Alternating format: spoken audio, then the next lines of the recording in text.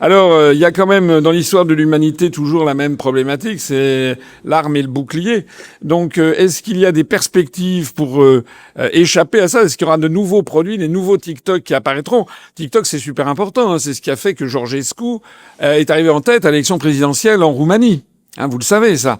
Et d'où, d'ailleurs, le procès qui a été fait, que TikTok avait été manipulé par les Russes et compagnie. D'ailleurs, cette élection présidentielle roumaine est un véritable coup d'État qui a été fait par l'Union européenne contre la volonté du peuple roumain. Faut quand même le voir. Alors, est-ce que Idriss, vous pouvez nous dire, est-ce que vous avez des idées sur les perspectives du futur sur ces questions, notamment sur la mainmise justement sur les VPN, la mainmise sur les réseaux sociaux, parce que finalement c'est notre dernière liberté dont il s'agit.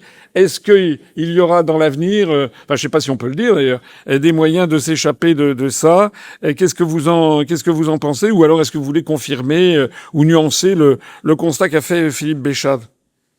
Alors, merci beaucoup. Le constat de Philippe Béchade est tout à fait excellent et rigoureux. En effet, les services israéliens, via des sociétés écrans, rachètent les VPN.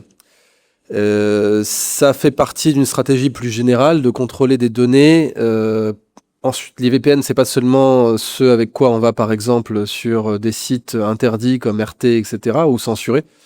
C'est aussi ce que des gens utilisent pour aller sur les sites pornographiques et ça permet éventuellement d'avoir des informations personnelles sur eux. Ça a été révélé notamment dans les dossiers Snowden. Donc là aussi, on a des compromates, des choses comme ça. Que Larry Ellison soit aujourd'hui sous le compte, enfin possède le contrôle effectif d'une partie de TikTok, c'est aussi tout à fait exact. Et on a vu des changements de ligne éditoriale très rapidement sur TikTok, qui étaient considérés comme un énorme problème. On peut faire la synthèse de tout ce que les excellents panélistes ont dit. Ils ont tous raison. Hein. Rumi disait que la vérité est un miroir brisé, chacun en possède un petit morceau. Pierre-Alexandre Bouclet a raison de dire que les médias, en fait le PAF, donc la France et aujourd'hui, mais beaucoup de pays sont divisés entre le PAF et le PIF, donc le paysage audiovisuel et le paysage Internet. Donc en France, on a le PIF et le PAF, paysage Internet français, paysage audiovisuel français.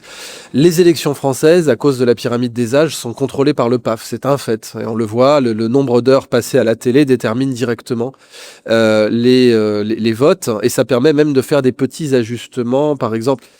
Si Mélenchon risquait d'être au second tour, à un moment donné, on lui mettait un poutou, on le faisait passer, hop, et puis il prenait pile poil les voix qui manquaient à Mélenchon. Et c'est de la chirurgie, c'est de l'orfèvrerie.